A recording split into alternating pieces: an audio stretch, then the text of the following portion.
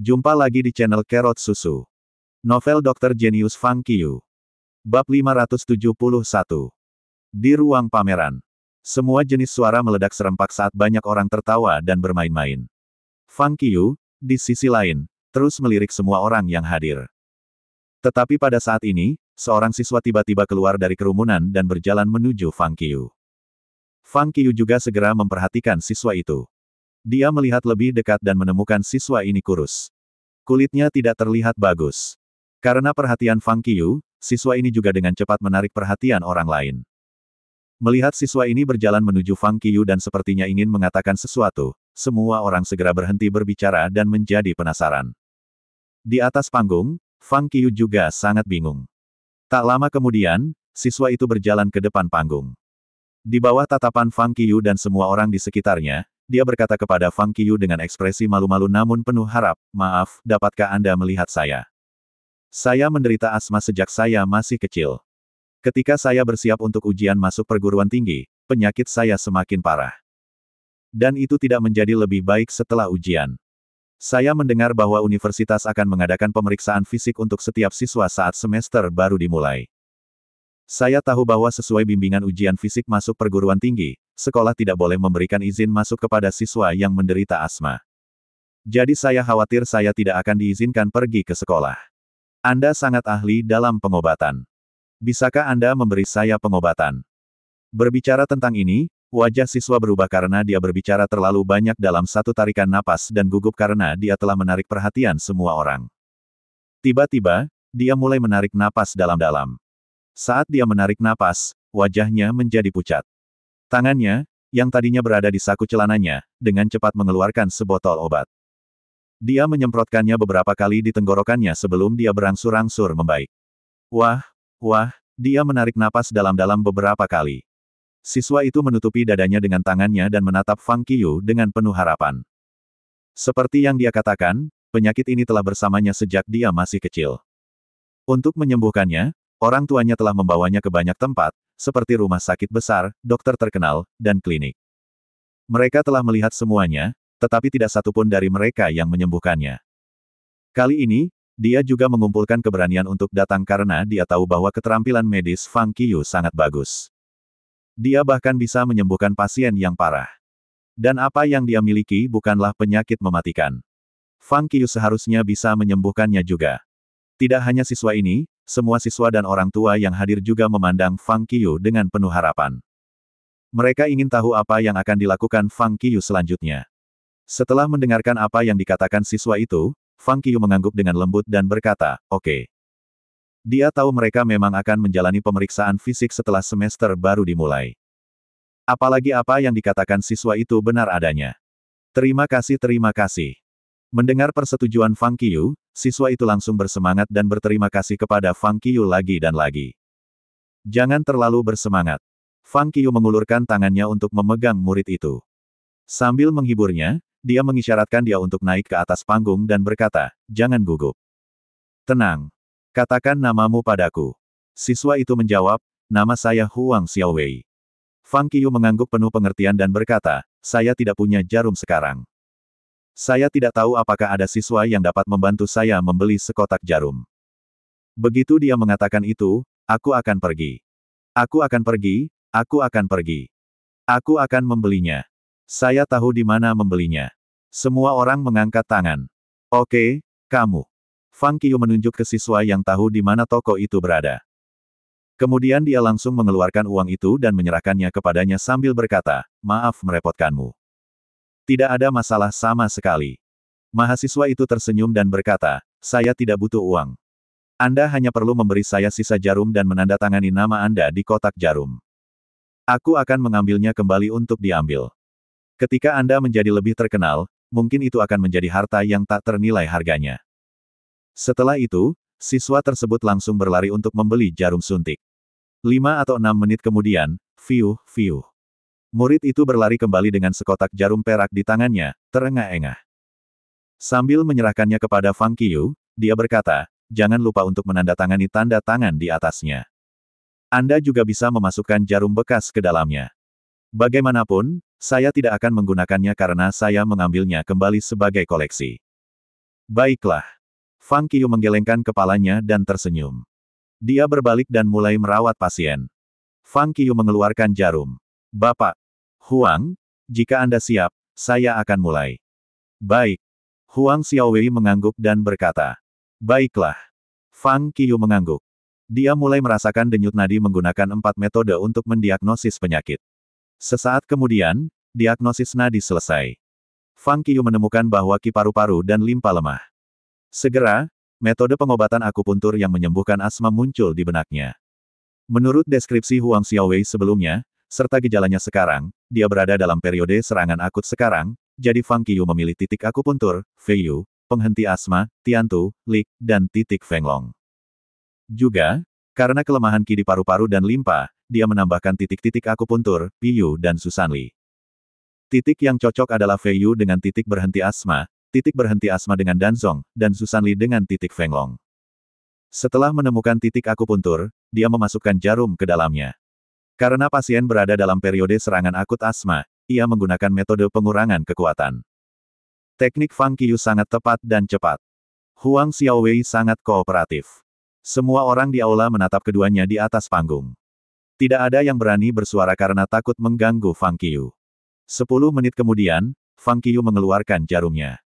Huang Xiaowei, yang baru saja menderita asma dengan wajah pucat, berangsur-angsur menjadi energi. Pucat di wajahnya memudar dan wajahnya berubah menjadi kemerahan. Batuk, batuk, saat dia menyentuh lehernya dan batuk, wajah Huang Xiaowei berubah dan dia sangat terkejut. Ia menemukan bahwa tenggorokannya tidak terasa tidak nyaman karena asma lagi. Sakitnya sepertinya hilang. Sepertinya dia sama sekali tidak menderita asma. Itu menakjubkan. Saya sembuh. Huang Xiaowei tidak bisa mempercayainya dan bertanya dengan penuh semangat. Fang Qiu bertanya sambil tersenyum, apakah kamu pernah begitu bersemangat sebelumnya? Tidak, saya akan sakit setelah saya bersemangat. Huang Xiaowei berkata, bahkan jika saya beruntung dan tidak menderita, tenggorokan saya juga akan sakit. Bagaimana dengan sekarang? Fang Qiu bertanya lagi. Saat ini, saya tidak merasakan apa-apa. Huang Xiaowei berpikir sejenak dan berkata, saya tidak sakit, dan saya tidak merasakan sakit di tenggorokan saya. Jangan khawatir untuk kuliah sekarang. Fang Qiu menepuk bahu Huang Xiaowei dan berkata sambil tersenyum. Aku benar-benar sembuh. Huang Xiaowei bahkan lebih bersemangat. Meski begitu, dia tidak merasa tidak nyaman, jadi dia sangat bersemangat sekarang. Di bawah panggung, semua orang melihat perubahan pada ekspresi wajah Huang Xiaowei. Semua orang tahu bahwa pasien asma paling takut emosional. Tapi Huang Xiaowei baik-baik saja meskipun dia sangat bersemangat. Dia jelas sudah sembuh. Wow, itu luar biasa. Apakah dia sembuh begitu saja? Ini sangat menakjubkan. Apakah dia sembuh secara radikal? Bagaimana Fang Qiu membiarkannya kuliah jika dia tidak sembuh total? Untuk sesaat, semua orang membicarakannya. Banyak siswa merasa Fang Qiu sangat tampan dengan melakukan ini. Dengan kekuatan seperti ini, tidak heran dia bisa mendapatkan perhatian dan rasa hormat dari banyak orang. Dia benar-benar sesuai dengan reputasinya. Di antara kerumunan, banyak kandidat perguruan tinggi tidak bisa membantu tetapi iri pada Fang Qiu ketika mereka melihat begitu banyak orang memujanya. Mempelajari pengobatan Tiongkok tidak hanya membuatnya belajar untuk menyelamatkan nyawa orang tetapi juga membantunya mendapatkan rasa hormat dari banyak orang. Tadi sangat menyenangkan. Karena mereka cemburu, beberapa orang membuat keputusan secara diam-diam. Mereka berpikir, saya harus pergi ke meja konsultasi pengobatan Tiongkok Universitas Jiangjing untuk menanyakannya. Berbeda dengan para siswa, orang tua mereka juga merasa bahwa membiarkan anak-anak mereka belajar pengobatan Tiongkok juga baik. Namun, mereka tidak berani berharap anak-anak mereka bisa mencapai level yang sama dengan Fang Qiu. Sebaliknya, mereka merasa semakin tua, mereka akan semakin berharga di industri pengobatan Tiongkok. Selama mereka menguasainya dengan baik, mereka tidak perlu mengkhawatirkannya selama sisa hidup mereka. Selain itu, mereka juga bisa merawat keluarga atau kerabatnya. Itu benar-benar pekerjaan bagus yang bisa mereka percayakan pada hidup mereka. Di atas panggung, baiklah, pertunjukan sudah berakhir. Fang Qiu memandang semua orang, membungkuk lagi, dan berkata, terima kasih atas dukungan Anda. Setiap orang harus kembali berkonsultasi. Jangan buang waktu lagi. Terlebih lagi, ada begitu banyak orang. Sangat mudah menyebabkan penyerbuan. Tolong sebarkan perlahan. Kembalilah ke sesi dan jadilah orang baik dengan tenang. Setelah mendengar itu, semua orang tertawa. Ada juga beberapa orang yang mulai mundur, siap untuk berpencar. Melihat ini, Fang Qiu akhirnya menghela nafas lega. Saat dia hendak turun dan pergi, "Hei, tunggu sebentar." Teriakan keras tiba-tiba datang. Fang Qiu menoleh untuk melihatnya. Siswa yang membeli jarum perak untuk Fang Qiu bergegas, meraih lengannya, dan berkata, "Kamu belum mengembalikan kotak jarum itu kepadaku." Fang Qiu tersenyum canggung dan dengan cepat menyerahkan kotak akupuntur. Siswa bertanya, "Bagaimana dengan jarum yang Anda gunakan?" Fang Qiu menjawab, "Saya sudah memasukkannya ke dalam." Siswa itu bertanya lagi, "Di mana tanda tangannya?" Fang Qiu tercengang. Dia benar-benar lupa tentang tanda tangannya. Saat ini, anggota staf yang selama ini berharap kerumunan bisa berpencar, segera menyerahkan pena. Tanpa ragu, Fang Qiu segera menandatangani kotak akupuntur. Setelah mengambil alih kotak akupuntur bertanda tangan, siswa tersebut langsung tertawa seolah sedang memegang kotak harta karun lalu berkata kepada orang-orang di sebelahnya sambil tersenyum, "Apakah kamu iri?" Ini adalah kotak akupuntur yang digunakan Fang Qiu. Melihat ini, Fang Qiu tidak bisa berkata-kata. Dia dengan cepat berbalik dan pergi. "Jika saya tahu bahwa banyak hal akan terjadi, saya tidak akan pernah meminum sebotol air itu." Fang Qiu tersenyum masam saat dia kembali ke meja konsultasi. Untungnya, orang tua siswa berjumlah separuh dari jumlah orang, dan sebagian besar siswa berakal sehat. Kalau tidak, dia akan mendapat masalah besar. Ketika orang-orang kembali ke sesi konsultasi untuk penerimaan perguruan tinggi, banyak siswa berdiskusi dengan orang tua mereka saat berlari ke meja konsultasi pengobatan Cina Universitas Jianjing. Di kerumunan, Zhang Guangshu, pencetak gol terbanyak sains, dan Wang Pei, pencetak gol terbanyak seni liberal di kota Jikuan, memandang ke belakang Fang Qiu dengan mata cerah. Mereka telah mengambil keputusan. Setelah melihat Fang Qiu untuk terakhir kalinya, mereka berdua pergi dan pulang. Sebagai top skor dalam ujian masuk perguruan tinggi, mereka tidak perlu mengikuti sesi konsultasi ini sama sekali, karena di sekolah manapun mereka mendaftar, mereka pasti akan diterima. Pada saat yang sama, sejumlah besar foto Fang Qiu di tempat sesi konsultasi mulai tersebar di Weibo. Seseorang bahkan merekam video pendek perawatannya. Semua orang sangat terkejut melihat kerumunan orang yang begitu banyak. Apa kau yakin ini bukan fan meeting Fang Qiu? Haha, bagaimana menurutmu jika para selebritis di dunia hiburan itu melihat video pendek ini? Mereka berjuang untuk berakting, bernyanyi, dan ambil bagian dalam variety show. Tapi pengaruhnya tidak sebagus dokter pengobatan China. Haha, inilah yang bisa dilakukan oleh orang-orang berbakat. Mereka yang berbakat pasti lebih kuat dari para aktor itu. Saya setuju. Uang yang diperoleh akademisi bahkan tidak bisa mencapai 1/10 dari uang aktor. Sayang sekali. Huang Xiaowei sangat beruntung bisa meminta Fang Qiu untuk merawatnya. Ini adalah hak istimewa dari orang-orang terkaya di negara ini. Saya sangat iri pada Huang Xiaowei karena dia mendapatkan 100 juta hanya dengan menerima perawatan. Terima kasih masih bersama channel Carrot Susu. Bab 572. Setelah pidato Fang Qiu, Zhang Guangshu, pencetak gol terbanyak ilmu pengetahuan, dan Wang Pei, pencetak gol terbanyak seni liberal di kota Jikuan meninggalkan pusat pameran internasional. Saat mereka berjalan keluar dari tengah, terdengar suara langkah kaki. "Zhang Guangshu, tunggu aku." "Wang Pei, tunggu aku." Mendengar panggilan itu, mereka berdua berbalik pada saat bersamaan. Mereka melihat bahwa para guru dari kantor pendaftaran Universitas Modal dan Universitas Qinghua bergegas menuju mereka. Keduanya tercengang. Guru-guru yang bertanggung jawab atas rekrutmen kedua universitas sudah berjalan di depan mereka. Zhang Guangshu, guru di kantor pendaftaran Capital University tersenyum dan berkata, "Ayo jalan dan bicara." "Baik." Zhang Guangshu mengangguk. Wang Pei juga telah diseret oleh guru dari kantor pendaftaran Universitas Qinghua. Tidak diragukan lagi, para guru dari dua universitas terkemuka ini ingin terus meyakinkan kedua talenta tersebut untuk mendaftar ke sekolah mereka. "Bapak Zhang, kamu adalah seorang mahasiswa yang mengambil jurusan sains. Ada kesenjangan besar antara mahasiswa sains dan praktisi pengobatan Tiongkok. Dengan bakat yang Anda miliki, sebaiknya Anda terus belajar sains. Universitas dengan jurusan sains terbaik di seluruh negeri adalah Capital University. Jika Anda benar-benar tertarik pada kedokteran, kami juga memiliki sekolah kedokteran di universitas kami." Guru dari kantor pendaftaran Universitas Capital mencoba meyakinkannya. "Wang Pei, Anda adalah pencetak gol terbanyak seni liberal di kota Jikuan, yang cukup untuk membuktikan bakat Anda dalam seni liberal. Anda harus tahu bahwa Anda adalah satu-satunya di kota Jikuan yang memiliki bakat ini. Anda tidak bisa menyia-nyiakan bakat Anda. Selama Anda bersedia belajar di universitas kami, Anda akan memiliki masa depan yang cerah. Guru dari kantor pendaftaran Universitas Qinghua juga membujuk Wang Pei. Kedua guru universitas terkemuka itu mencoba membujuk mereka selama ini. Tuan, maafkan saya, tapi saya sudah mengambil keputusan.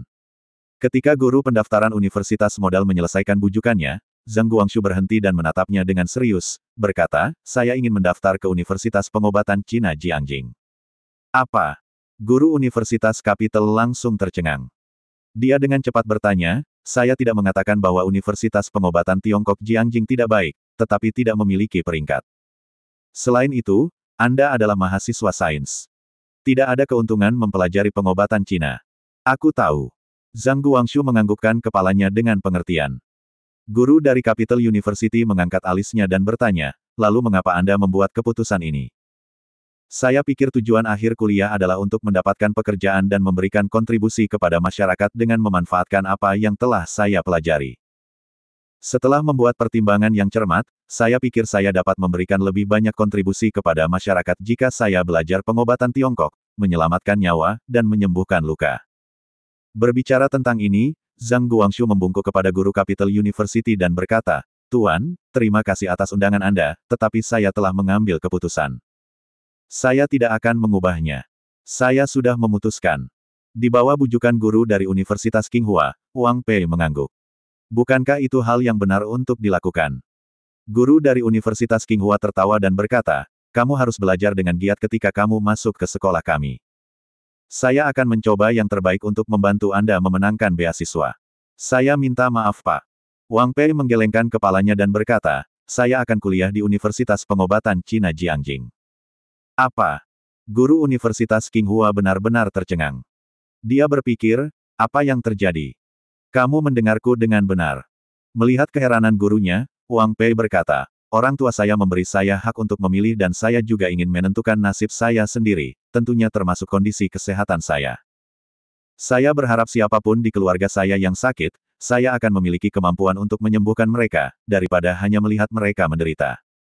Jadi saya memilih Universitas Pengobatan Tiongkok Jiangjing, Wang Pei berkata dengan sangat serius. Setelah mendengar itu, guru dari kantor pendaftaran Universitas Qinghua dan siswa yang datang bersamanya tercengang. Mereka saling memandang dengan cemas. Menghadapi jawaban yang sama, baik guru dan siswa dari kantor pendaftaran Universitas Modal dan Universitas Qinghua tidak berdaya. Masih ada waktu sebelum aplikasi selesai, jadi saya harap Anda bisa memikirkannya selama periode waktu ini. Akhirnya, guru dari dua universitas hanya bisa membiarkan dua peraih skor tertinggi ujian masuk perguruan tinggi memikirkannya, dan kemudian mereka pergi dengan tergesa-gesa. Mereka tahu bahwa tidak akan banyak pengaruh jika mereka terus membujuk mereka. Satu-satunya cara sekarang adalah mulai dengan guru mereka. Mereka perlu menemukan kepala sekolah pencetak gol terbanyak dan membiarkan kepala sekolah mereka meyakinkan mereka. Sehari penuh telah berlalu. Fang Qiyu dan kedua guru serta 3 siswa UJCM telah menerima banyak orang. Mereka tidak berhenti saat mereka mulai berkonsultasi. Mereka bahkan tidak punya waktu untuk minum air. Ketika mereka setengah jalan menjalani konsultasi, semua orang kelelahan.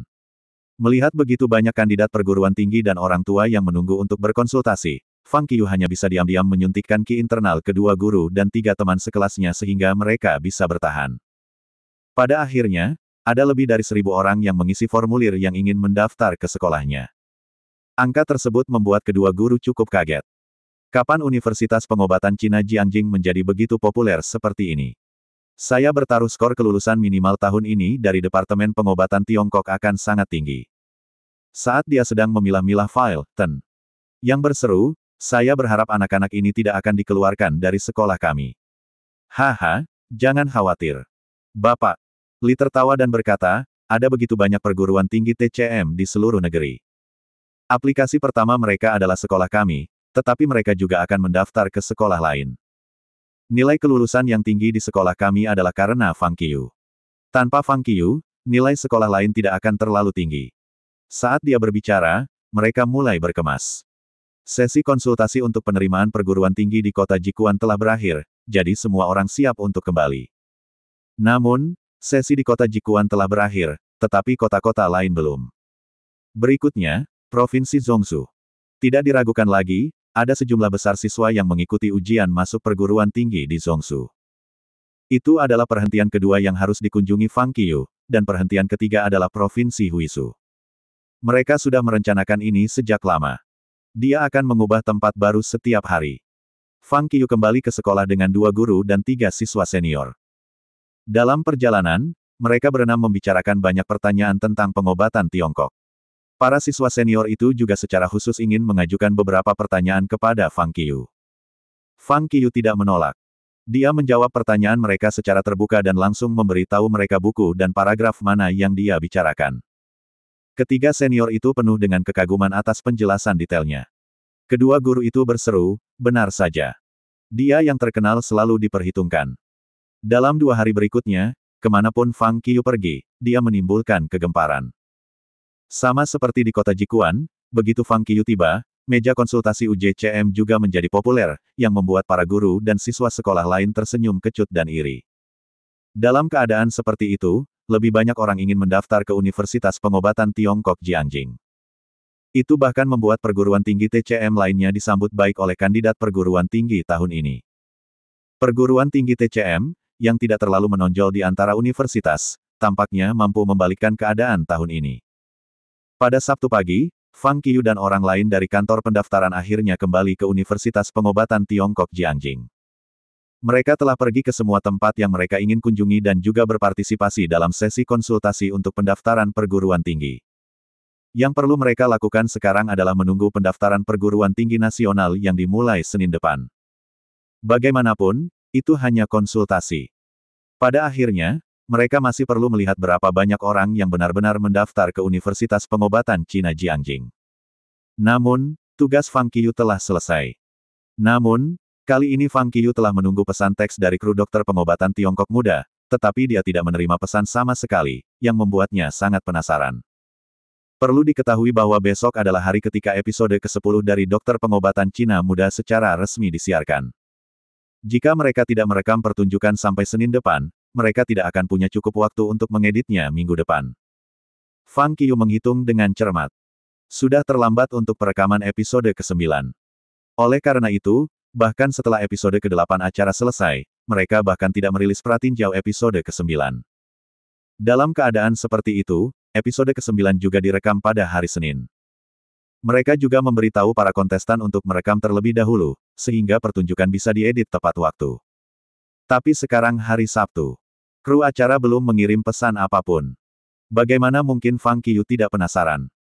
Karena dia sangat ingin tahu dan ragu, Fang Qiyu mengklik grup WeChat dari Dokter Pengobatan Cina Muda kontestan. Grup ini dibentuk oleh kru acara. Fang Qiyu sudah lama bergabung sebelumnya. Namun, dia tidak suka mengobrol, jadi dia tidak terlalu memperhatikannya. Begitu dia melihat ke grup, dia menemukan bahwa banyak orang di grup yang sama penasaran seperti dia, menanyakan apakah ada yang telah menerima pesan teks. Namun, semua orang mengatakan tidak. Mengetahui bahwa tidak ada yang menerima pesan teks, mereka semua menghela nafas lega. Pada saat ini, seseorang menyebut Li Huawen dan bertanya, "Direktur, apa yang terjadi? Mengapa Anda belum mengirim pesan apapun?" Li Sanxiao tidak bisa membantu tetapi langsung bertanya kepada direktur di kelompok WeChat. Setelah dia mengirimkan pesannya untuk beberapa saat, Direktur Li Huawen tidak memberikan tanggapan. Sepertinya dia tidak mau berkomentar sama sekali. Kali ini, semua orang semakin bingung. Seseorang berkata, "Mungkin kita akan menerima pesan itu besok." Baru setelah itu semua orang menyerah. Semuanya menantikan untuk menerima pesan teks besok. Keesokan harinya, sampai episode ke-10 dari Dokter Pengobatan Cina Muda disiarkan, tidak ada yang menerima pesan teks dari kru acara. Semua orang cemas. Mereka tidak tahu apa yang sedang terjadi. Namun, Fang Qiyu cukup tenang. Tidak hanya dia tidak merasa cemas sama sekali, tetapi dia selalu dalam keadaan santai, menjaga dirinya dalam kondisi puncak. Dalam keadaan ini, tidak peduli apa yang akan dilakukan kru acara, dia akan tetap tenang. Pukul 8.30 m. Episode ke-10 dari Dokter Pengobatan Cina Muda secara resmi disiarkan. Semua penonton yang menonton TV, komputer, dan ponsel sangat ingin tahu apakah Fang Qiyu tetap tinggal di kota Kimen. Saat pertunjukan dimulai, semua orang akhirnya tahu bahwa Fang Qiyu masih bertahan pada akhirnya. Tetapi di saat berikutnya, mereka juga sangat terkejut. 75 jam. Yang mengejutkan semua orang, Fang Qiyu telah menemui pasien selama 75 jam berturut-turut. Dalam lebih dari 3 hari, dia hanya memiliki 2 jam istirahat dan telah melihat total 1050 pasien. Pada titik ini, semua penonton yang menonton pertunjukan itu tercengang. Dia berusaha semaksimal mungkin untuk melakukannya, itu terlalu luar biasa.